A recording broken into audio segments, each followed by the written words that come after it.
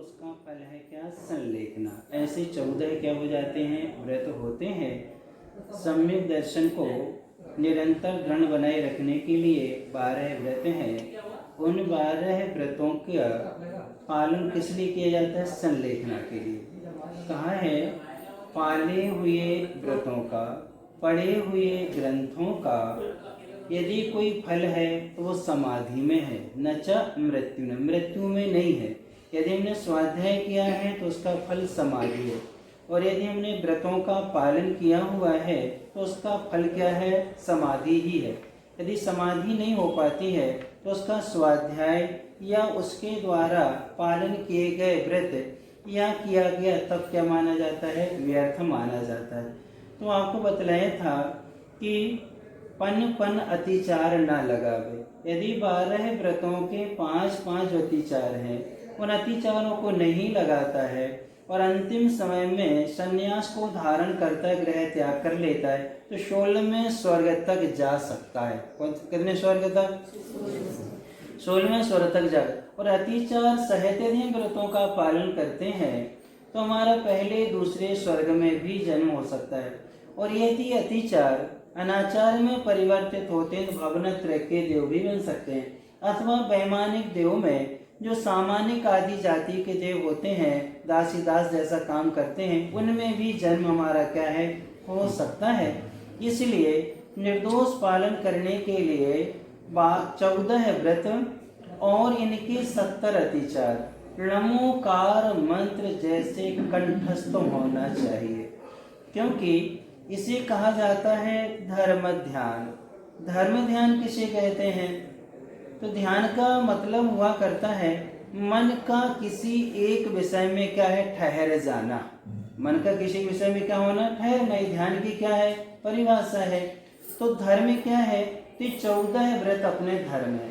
इन 14 व्रतों में अपने मन को क्या करना, लगाए रखना। कब लगाना, 24 घंटे हमारा मन उसमें क्या है, लगा रहना चाहिए। उपयोग हमारा उनमें क्या हो, लगा हो, तो वो कहलाता क्या, धर्म ध्यान।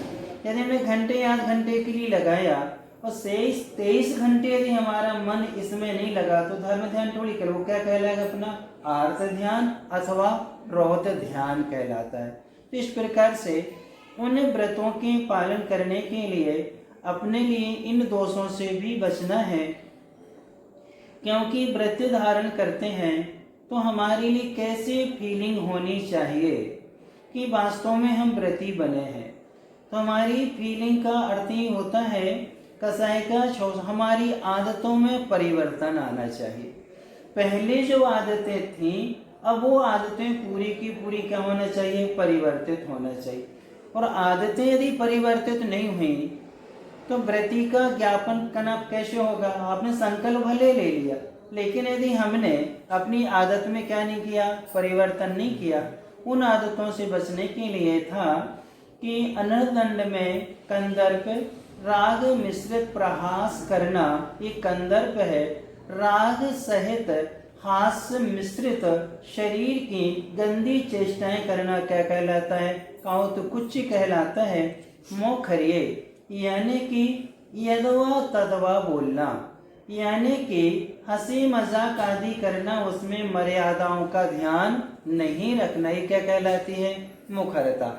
यानी कि व्रती बनने के वक्त कम से कम बोलना है, हित के वचन बोलना है, प्रिय बोलना है, उसमें किसी भी तरह से दूसरे को राग भी उत्पन्न ना हो और द्वेष भी उत्पन्न ना हो, उससे बच जाते। किससे, मुखरता से। कई लोग कहते हैं ये तो बहुत क्या है, मुंह फट है। तो ये जो शब्द है मुंह फट कहना, ये आपका अनर्दंड के अंतर्गत आता है।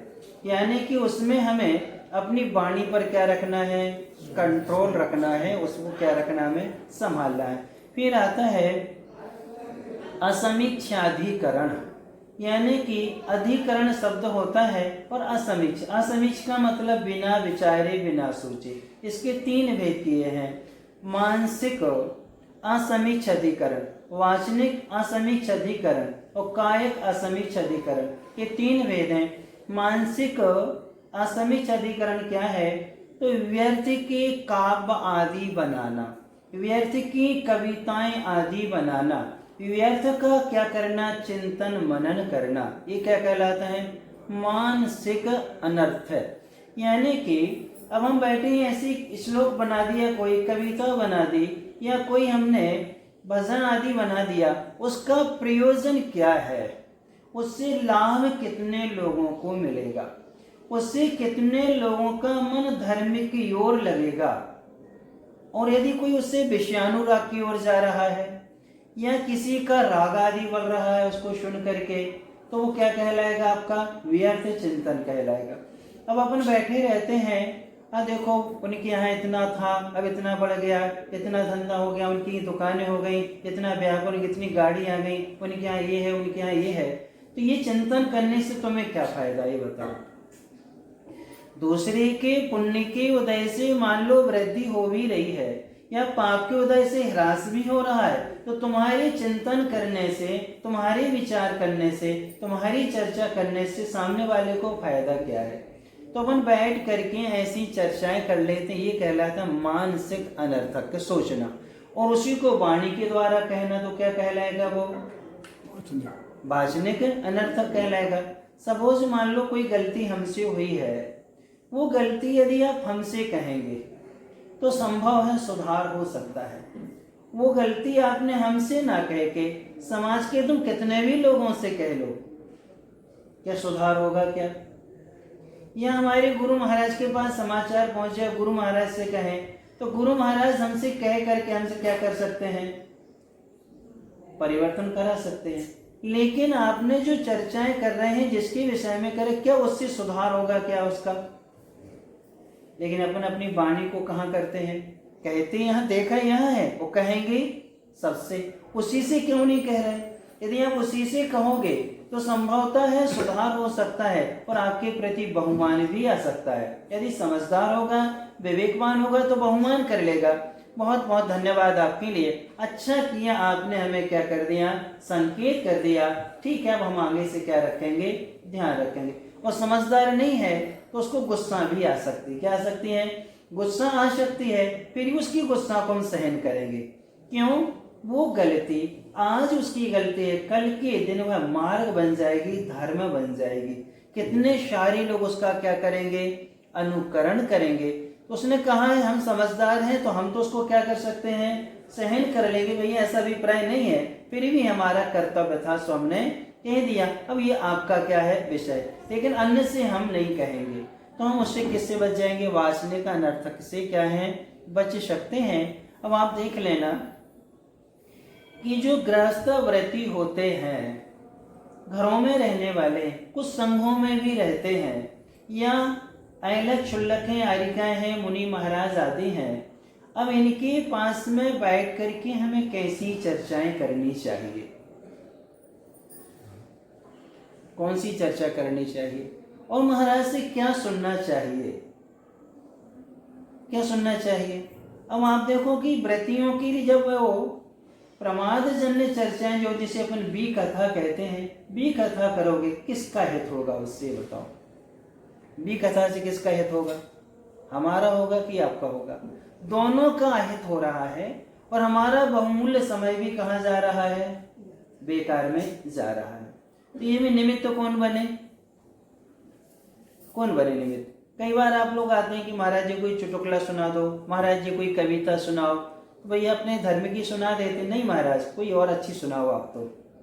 अब उसमें क्या होगा, वाचनिक अनर्थ, हमें चिंतन भी करना पड़ा, जिस चिंतन से श्रावक के मन में कोई भी फीलिंग नहीं हो रही है धर्म के प्रति, लेकिन उसका राग बढ़ रहा है अथवा द्वेष बढ़ रहा है, तो वो सब किस में जाएगा, हमारा अनर्थक में चला जाएगा। इसलिए उसको बचना। कायिक अनर्थ यानी बैठे बैठे, चलते फिरते वृक्षों के पत्ते आदि तोड़ना, या किसी को छेड़ देना, या किसी से मजाक करना, बैठे बैठे हाथ पैर की उंगली चटकाना, या फिर कपड़ा आदि है, चटाई आदि है, उसके रेसे आदि क्या करते रहना, निकालते रहना, पेन है हाथ में उसको चटपट करते रहते हैं, या कागज पर क्या कर रहे हैं उसको ऐसे ऐसे गूंदते रहते हैं। इससे फायदा क्या है ये बताओ। कई लोगों बैठे बैठे वो हाथ ही मलते रहते हैं, बार बार आँख में, नाक में, मुख में आदि जाना, पैर आदि में हाथ लगाना, और उन्हीं से कई बार हम पूजन भी करते रहते हैं, अर्घ भी चढ़ाना है उन्हीं हाथों से, उन्हीं से हमें जिनवाणी के पेज आदि भी क्या करना है, पलटना है। तो ये किस में आता है, ये कायक कहलाता है। इस काय की प्रवृत्ति से किसको लाभ हो रहा है, उस पर हमें क्या करना है, विचार करना है। तो ऐसी प्रवृत्ति का क्या कर देना, त्याग कर देना चाहिए। फिर आता है भोग परिभोग अनर्थक्य, पांचवा अतिचार है। भोग और परिभोग, जिसे अपन कहेंगे भोग और उपभोग, दोनों प्रकार की जो वस्तुएं हैं भोगिकी और जो उपभोग की वस्तुएं हैं, इन दोनों वस्तुओं को अनर्थक यानी जितनी आवश्यक नहीं है, आवश्यकता से अधिक संग्रह करके रखना। यानी हमें आवश्यक इतना, इतने में हमारा काम चल सकता, लेकिन अधिक क्या कर लेना, संग्रह कर लेना। बहुत सी ऐसी चीजें होती हैं जिनका परिणाम हमारे लिए अच्छा नहीं मिलता। बहुत सारे ड्राई फ्रूट्स हैं, बहुत सारे अनाज हैं, बहुत सारे आपके मसाले हैं, और अपन उनको संग्रह करके रख लेते हैं। अब उनमें जीव राशि उत्पन्न हो गई, फिर अपन उसको धूप में डालते हैं तो उसके से लगेगा।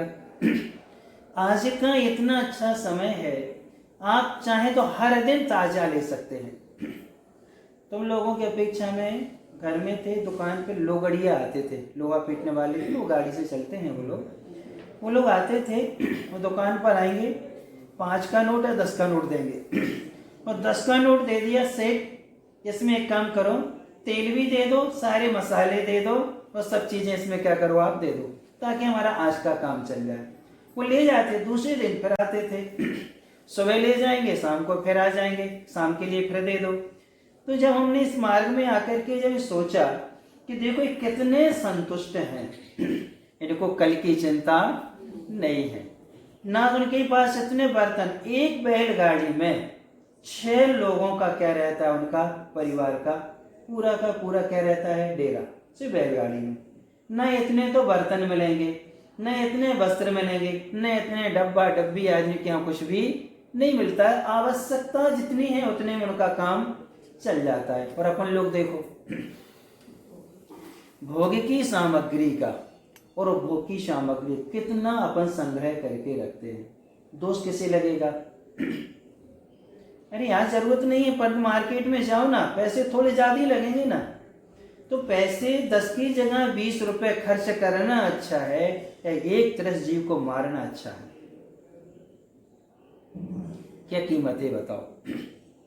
यानी 10 की चीज 20 में खरीदना निर्दोष, वो अच्छा है, या जिसमें 30 जीव हो गए हैं और धूप में सुखाए हैं हमने, वो मरेंगे, वो अच्छा है, ये बताओ क्या अच्छा है।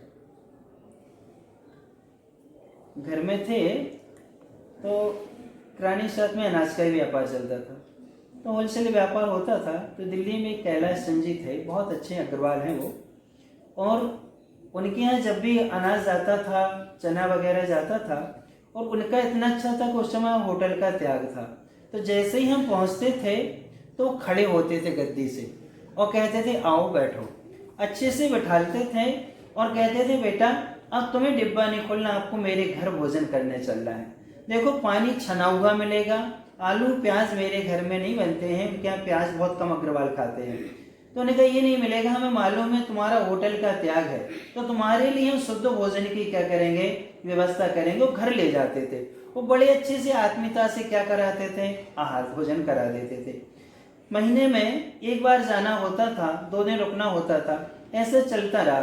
कुछ समय बाद क्या हुआ, भूल हमारी थी, ध्यान नहीं दिया, और 2 गाड़ी चना चला गया, इसमें एक गाड़ी चना डंकी था, है ना, घुन गया होगा, उसमें लीक लग गई होगी, और वो हम नहीं देख पाए, और वो चला गया। उन्होंने एक गाड़ी का पेमेंट तो क्या कर दिया, भिजवा दिया, दूसरी गाड़ी का पेमेंट रोका रहा। और हम जब उनके पास गए, जब गए तो वो खड़े नहीं हुए, बात नहीं करी, कुछ भी नहीं किया उन्होंने, अपने काम में क्या रहे वो। 2-3 बार हमने संकेत किया उनकी चाचा जी उन्हें कुछ भी नहीं बोले। तब फिर हम आए मुनीम साहब से, हमने कहा क्या हो गया, कुछ गड़बड़ है, क्या है परिवार में, कुछ ऐसा है। कुछ नहीं, मुनीम साहब ने हमारे लिए एक तरफ लाए, बोले बेटा तुम्हारा हिसाब तो पहुंच गया था, लेकिन दूसरी गाड़ी का क्या होगा, अभी तक 1.5 महीना हो गया, पेमेंट नहीं पहुंचा है। कहने लगे वो गाड़ी का माल तो हमने, सेठ जी ने तो स्वीकार किया नहीं है, लेकिन मैंने दूसरे व्यक्ति को अपनी तरफ से क्या कर दिया है, दे दिया है। और सेठ जी ने कहा कि आज के बाद इस व्यक्ति से व्यापार नहीं करना। यानी बात क्या है, तुमने कहा तुम्हारा चना एक गाड़ी डंकी निकला है। वो कहने लगे, तो उन्होंने ये कहा था, किस काम का इस व्यक्ति का होटल के भोजन का त्याग, जो भुने अनाज का क्या करता है, व्यापार करता है। क्या मतलब इसका त्याग करने का, क्या मतलब शुद्धि का भोजन करने का। ये मुनीम साहब ने कहे तो हम बहुत धक्का जैसा लगा। कोई बात नहीं, हम गए, उनसे हमने हाथ जोड़ के जय जयंत करके क्षमा याचना करी कि चाचा एक बार सुन तो लो बात क्या है। तो उन्होंने थोड़ा सा बैठा करके, बात क्या है, देखो बेटा तुम्हें आवश्यकता है 5-7 लाख रुपए, 10 लाख रुपए आप हमसे ले जाओ और अपना काम चलाओ, लेकिन इतना हिंसा का व्यापार करोगे, कितना पाप लगेगा इसका, कहाँ चुकाओगे तुम। बहुत आराम, बहुत परिग्रह। एक बोरे में कितने जीव उत्पन्न हो जाते हैं और पूरे ट्रक में कितने जीव निकलेंगे इस अनाज में। जा बताओ बेटे, जब जाएगा ये जिस भी मिल में जाएगा, वहां बेसन बनेगा इसका, सारी जीवों की क्या होगी, हिंसा होगी कि नहीं होगी। इसलिए मैंने बहुत पहले, कहने लगे हमने आज से 15 साल पहले आचार्य विद्यानंद जी से ये संकल्प किया था अहिंसा पर प्रवचन सुन करके, कि आपका सबसे ज्यादा रात्रि भोजन में इतना दोष नहीं है जितना भुने अनाज का व्यापार करने में क्या है, दोष है। इसलिए उसी समय मैंने क्या कर दिया था, त्याग कर दिया था। तो क्या करना है बोलो, हमें कुछ नहीं, चलते हैं। तो हमारे लिए विद्यानंद जी के पास ले गए, वहां जाके नमोस्तु आदि की श्रीफल रखा। तो महाराज से क्या, महाराज आज संकल्प करते हैं, आज के बाद कभी भुने अनाज का व्यापार नहीं करेंगे और इतना संग्रह भी नहीं करेंगे, ताकि क्या हो जाए, वो घुन जाए।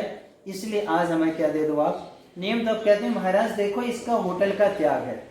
तो उन्होंने बताया कि हम इस कर्नाटक के महाराज जी ब्रह्मानंद सागर जी हैं, होटल का त्याग कराने वाला आहार लेते हैं और हमारा नियम है, और उनको हम लोग आहार देते हैं, चर्या में जाते हैं, भैया वृत्ति आदि में जाते हैं, सबसे जुड़े हुए हैं। तो उन्होंने कहा बेटा सबसे पहले स्थूल हिंसा का त्याग करना चाहिए। किसका, स्थूल। फिर सूक्ष्म हिंसा पर क्या जाना चाहिए, विचार करना चाहिए। अब देखो इसमें 3 इंद्रिय, 2 इंद्रिय, 3 इंद्रिय, 4 इंद्रिय तक जीवों की क्या होती है, हिंसा होती है। पानी छान के पीने में तो मात्र 1 इंद्रिय का है, लेकिन तुम 2 इंद्रिय, 3 इंद्रिय, 4 इंद्रिय की क्या कर रहे हो, हिंसा कर रहे हो। इसलिए हमने कहा महाराज आज से हमारा त्याग। तो फिर वो घर ले आए और सम्मान से उन्हें अच्छे से भोजन भी कराया, और फिर उन्होंने कुर्ता पजामा भी क्या किया, टीका किया। कहले बेटे आज पहली बार हमें इस बात का क्या हुआ है, एहसास हुआ है कि वास्तव में तुम्हारे भीतर धर्म के क्या हैं, संस्कार हैं।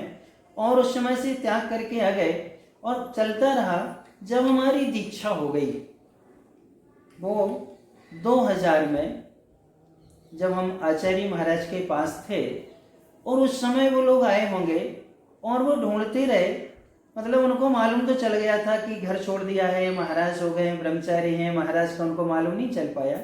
तो वहाँ ढूंढते सारे महाराजों से पूछ रहे होंगे, और हम बैठे हुए थे, तो छुल्लक थे उस समय, तो ऐसे बैठे हुए थे। तो वो लोग दर्शन करने आए, मैं उनको पहचान गया।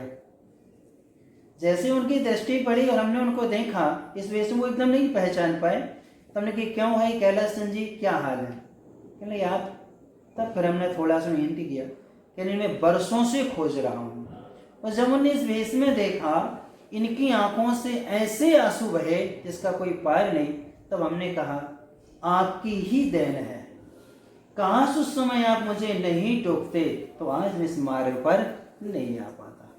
तो ये भोगो भोग अनर्थक में हमें इतना ध्यान में रखना है कि भोग की सामग्री और भोग की जितनी आवश्यक है उतनी ही हम क्या करें, संग्रह करें। तो ये पैसा का यानी 10 के 20 खर्च हो जाए चलेगा, एक जीव के प्राण बच जाना ज्यादा कीमती है। प्राणों से ज्यादा कीमती धन नहीं होता है। तो अपने लिए आवश्यकता के अनुसार उतना ही संग्रह करो, और बाकी रोज क्या करो, अपन लाएं, उसको साफ सुथरा करें, काम चलाएं, और फिर दूसरी बार फिर क्या कर लें, संग्रह करके रखेंगे तो दोष कैसे लगेगा। एक तो मूर्छा बढ़ेगी और त्रस्त जीवों की क्या होगी, हिंसा होगी। इसलिए भोग की सामग्री और भोग की सामग्री आवश्यकता के अनुसार ही रखना चाहिए। व्रतियों के लिए जब अपन व्रती बन जाते हैं तो अपने जो भी आभूषण है उन सारे आभूषणों को आपको धर्म के उपकरण बनवा लेना चाहिए। किसके उपकरण बनवा लो? जिनको देख के धर्म ध्यान हो। यदि उनके माध्यम से अब हम व्रती बनने के बाद में हमें क्या सोना पहनने की जरूरत है? अब हमें किसको रिझाना है? क्या जरूरत है अंगूठी आदि पहनने की? क्या जरूरत है चैन आदि पहनने की? कोई आवश्यकता नहीं है। अब जो बचा है उसके हम धार्मिक क्या बना लें, अपने पूजन के उपकरण आदि बनवा लें, उससे हम क्या कर सकते हैं। लेकिन उनको संग्रह करके रखना किस में आएगा? ये भोग और भोग अनर्थक में ही क्या है आते। बहुत सारे ऐसे वस्त्र आपके लिए होते हैं और भी खाने पीने की बहुत सारी सामग्रियां होती हैं जो एक एक वर्ष तक काम नहीं आती। कितने वर्ष तक? एक एक वर्ष तक काम में नहीं आती, निकलती तक नहीं है। और हर साल मेंटेन करके हमें क्या करना होता है। दीपावली आएगी, उसमें क्या होती है, साफ सफाई होती है, बहुत सारी चीजें होती हैं। याद करो, हमने एक दिन सुनाया था उस बाम्बी के उस श्रावक का कि जो 900 रुपए में क्या करता है, अपना परिवार यानी दोनों पति पत्नी अच्छे से क्या है चला, वो बचत राशि का क्या कर रहा है, वो दान भी कर रहा है। तो ये है व्रतियों की। इसलिए ज्ञान सागर जी महाराज ने लिखा है, दो प्रतिमाधारी संपूर्ण समाज को हिला सकता है बशर्ते त्यागी हो। क्या हो वो? यदि वास्तव में वो त्यागी है तो दो प्रतिमाधारी इतनी प्रभावना कर सकता है, सबसे ज्यादा प्रभाव। उस समय जिस समय मुनि महाराज कम थे, उस समय क्षुल्लक गणेश प्रसाद जी वर्णी ने जो प्रभावना करी है वो प्रभावना इस समय कोई नहीं कर पाया। यानी उस समय क्यों? उनकी त्यागी की क्या थी, भावना थी। इतने प्रबल क्या थे, वो त्यागी थे। तो उसका भी हमें ध्यान में रखना है। अब आता है सामायिक नाम का शिक्षा व्रत। 4 क्या होते हैं? शिक्षा व्रत होते हैं। सबसे पहला सामायिक। घड़ी पे पर्दा लगा दिया। तो सामायिक जो है, तो सामायिक के विषय में आपको बतलाया था कि सामायिक में आत्मा के अत्यंत निकट आया जाता है।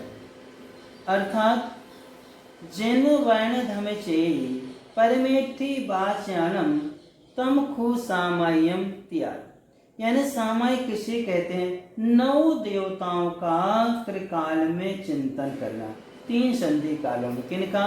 9 देवताओं का चिंतन मनन करना और शेष समय हमारा उनके ध्यान में लगा रहना। उसका नाम क्या कहलाता है? सामायिक। ये सामायिक चारित्र होता है, वो मुनि महाराजों का अरहनिश होता है 24 घंटे। जो संधि कालों में जो बैठते हैं वो उनका धर्म ध्यान है। वो क्या है? उनका ध्यान है। सामायिक उनकी कैसी होती है? 24 घंटे होती है। जीवन में मरण में, लाभ में हानि में, सुख में दुख में, संयोग में वियोग में, इन सब में समता रखना। इन सब में क्या रखना? क्षमता रख। दुखे सुखे बैरिणी बंधु वर्गे योगे वियोगे भुवने बनेचा। इन सब में क्या रखना? सामायिक पाठ का दूसरा श्लोक है। इन सब में क्या रखना? समता का भाव रखना सामायिक है। लेकिन उसके अतिचार हैं 3 अतिचार तो मन वचन काय से संबंधित रखते हैं। सबसे पहला है मन दुष्प्रणिधान, मन का खोटा चिंतन होना। दुष्उपसर्ग लगा हुआ है। प्रणिधान का मतलब है ऐसे बातों का चिंतन मनन करना जो हमारे आयतन से रहित हैं। आयतन से क्या है? रहित हैं। एक बार 2006 की बात है, कुंडलपुर में थे। आचार्य महाराज के पास हम लोग बैठे थे। कुछ प्रमाणशाही क्षमता के साथ व्यवहार करते हुए हम लोग पहुंचे थे। शाम का समय था, गर्मी थी, जून का महीना था। ऐसी शाम को हम लोग बैठे थे, चर्चा करने लगे। चर्चा करते करते प्रमाण सागर जी महाराज ने फिरोजाबाद का कोई प्रसंग था, कोई श्रावक के विषय में चर्चा करी। आचार्य श्री विषय बदलते हुए पहली बार तुमने हमारी जब संकेत कहा कि पहली प्रतिमा का स्वरूप क्या है, तो मुझे समझ में कैसे एकदम से कहा। फिर उन्हें श्रावकाचार्य का बोल दिया, संसार शरीर भोग निर्विण्ण पंच गुरु चरण उपयाति। इतना जैसे ही कहा तो आचार्य जी कहते पहली प्रतिमा में कह रहे हैं 5 परमेष्टियों का चिंतन करना, संसार शरीर भोगों से क्या हो जाना, विरक्त हो जाना। इतना उन्होंने कहा। कहते कहते कहते हैं, क्यों महाराज, जिनकी आप चर्चा कर रहे थे वो आयतन है कि अनायतन है? अपन साधु बने हैं, अपन साधुओं से कैसी चर्चा होनी चाहिए, किनका ध्यान करना, किनका चिंतन करना, किनका मनन करना? तो 9 देवताओं का क्या करना, चिंतन मनन करना। जिनके विषय में आप कह रहे हैं वो आयतन नहीं है, अनायतन है, और अनायतन का चिंतन करना अपना धर्म ध्यान नहीं होता है। इस प्रकार से मन का जो खोटा अभिप्राय है, इसलिए कहा आदत को क्या करना, बदलना। अब हमारा मन पंच इंद्रिय के विषयों में न लग करके पंच परमेष्टि में लगे, और पंच परमेष्टि के जो विषय हैं उनमें हमारा क्या है, लगे। ऐसी वचन दुष्प्रणिधान, हमारी वाणी से किसी को पीड़ा ना पहुंचे, यानी खोटे कठोर कर्कश और अपशब्दों को प्रयोग नहीं करना, अश्लील शब्दों का भी प्रयोग नहीं करना। फिर आता है काय दुष्प्रणिधान। काय का मतलब है शरीर से असम्यक चेष्टाएं नहीं करना। अब शरीर से ऐसी चेष्टाएं करना जिसके माध्यम से किसी के लिए विकल्प न बने। साधु को कैसे बैठना, कैसे उठना चाहिए, एक व्रती को कैसे उठना, कैसे बैठना, उसके शरीर की पूरी चेष्टाएं वैराग्यमय होना चाहिए। प्रशांत रूपाय दिगंबराय देवादि देवाय नमोजनाय। कैसा रूप कहा जा रहा है, प्रशांत होना चाहिए। आप हमारे पास आए हैं और आकर के यदि आप दुखी होके जा रहे हैं तो हमारा साधु बनने का मतलब क्या है? यदि आप आए हैं तो आकर के आपका मन क्या होना चाहिए, प्रसन्न होना चाहिए, आपको कुछ ना कुछ प्रेरणा मिलना चाहिए, तब तो ठीक है। और आप यदि हमसे प्रेरणा ना लेकर के क्या हो गई, आपको प्रेरणा बन जाए तो वृत्ति होने का मतलब ही क्या है? तो इस शरीर की चेष्टाएं ऐसी होनी चाहिए कि व्रतियों के विषय में कहा गया है कि वह अपने सारे के सारे दुखों को सहन कर लेता है, अपने दुख किसी को मालूम नहीं चलना चाहिए, क्योंकि यदि उसको मालूम चलेगा तो वो दुखी भी होगा और वह व्रती के प्रति दया के भाव आएंगे, बहुमान के। जबकि क्या आना चाहिए, व्रती के प्रति क्या आना चाहिए, बहुमान आना चाहिए। इसलिए शरीर की चेष्टाओं पर क्या रखना, ध्यान रखना। फिर इसके बाद में आता है अनादर, और एक है स्मृति अनुपस्थान। अनादर का मतलब क्या होता है, सामायिक में आदर का भाव नहीं होना, उत्साह नहीं होना। कई बार आते हैं भक्त लोग, आप ही लोगों में से कोई आ जाए, थोड़े निकट आ जाते, अरे महाराज तुम्हें तो 24 घंटे ही रहना है, अब 10 मिनट बाद क्षमा कर ली, क्या दिक्कत है? अभी हमको रोज रोज थोड़ी आने वाले हैं, रोज रोज हम थोड़ी आने वाले हैं, आप तो बाद में भी क्या है कर सकते हैं। एक बहुत अच्छा प्रसंग है, और वो प्रसंग था कि एक व्यक्ति आए, उस समय हम भैया लोगों को पढ़ा रहे थे, 3 ब्रह्मचारी थे, उनको हम पढ़ा रहे थे। वो आए होंगे, बहुत दूर से आए थे, लुधियाना के थे वो, और आए और उनको आधी घंटा रुकना था, उसके बाद उनकी ट्रेन थी, उनको जाना था। उसमें गंज वासौदा में थे, बैठे रहे, लेकिन हमारा फिक्स टाइम था कि हम क्लास को छोड़ेंगे नहीं, पूरी कराएं, कोई भी आया चला जाए उससे कोई मतलब नहीं। वो चले गए, इंतज़ार नहीं कर पाए वो, और उनको जाना था आवश्यक, तो टेंशन में चले गए।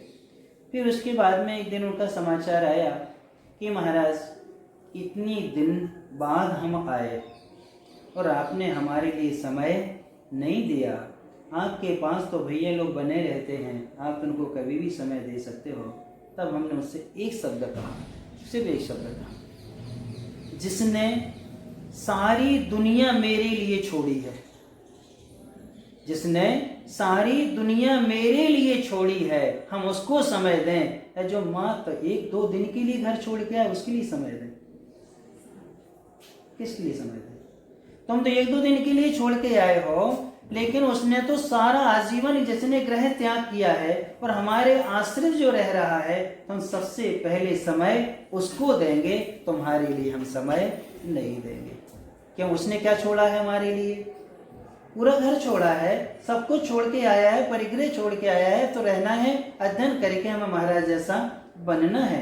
तो इस प्रकार से साधु की सामायिक में जब अनादर का जहाँ भाव होता है तो रागियों में उनका आदर हो जाता है, और किसको छोड़ देते हैं? अपने आवश्यक को वो छोड़ देते हैं। तो घर में कितना भी निकट का मेहमान क्यों ना हो, सामायिक के समय पर सामायिक होगी, उसमें हम किसी तरह का समझौता नहीं करेंगे, उसमें उत्साह होना चाहिए। आधे घंटे पहले से भूमिका बननी चाहिए कि मेरे लिए क्या करना है, सामायिक करना है।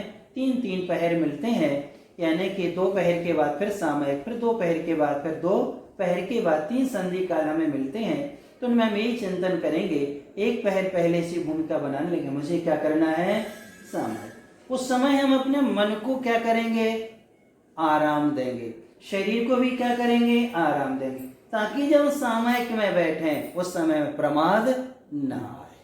और जब आपी धापी में लगे रहते हैं, खूब मनो अब व्यग्र बना है, शरीर की उठापटक बहुत हो रही है, और तब कल अरे यार अब वो तो सामायिक हो रहा था, बस सामायिक और कर लें। अब बैठोगे आप 5 मिनट लगेंगे तो आपको क्या आएगी, नींद आएगी। क्यों, आपका क्या नहीं था, उसमें उत्साह नहीं था। तो उत्साह में इसी प्रकार से भूमिका हमें पहले से बना लेनी चाहिए। यही तो मेरे लिए है, अपने लिए सिर्फ एक ही चीज़ है, बाकी तो सब किसके लिए है, पर के लिए। हम लोग भी हैं, पूरा समय तुम्हारे लिए है, सिर्फ 3 संधि कालों की सामायिक सिर्फ हमारे लिए है, वो हमारे काम की है, बाकी सब किसके लिए है, ये सब दूसरों के लिए है। तो इस प्रकार का सोचते हुए सामायिक में आदर का क्या रखना, भाव रखना, अनादर नहीं, भूल भी नहीं जाना। स्मृति अनुपस्थान का मतलब होता है भूलना नहीं।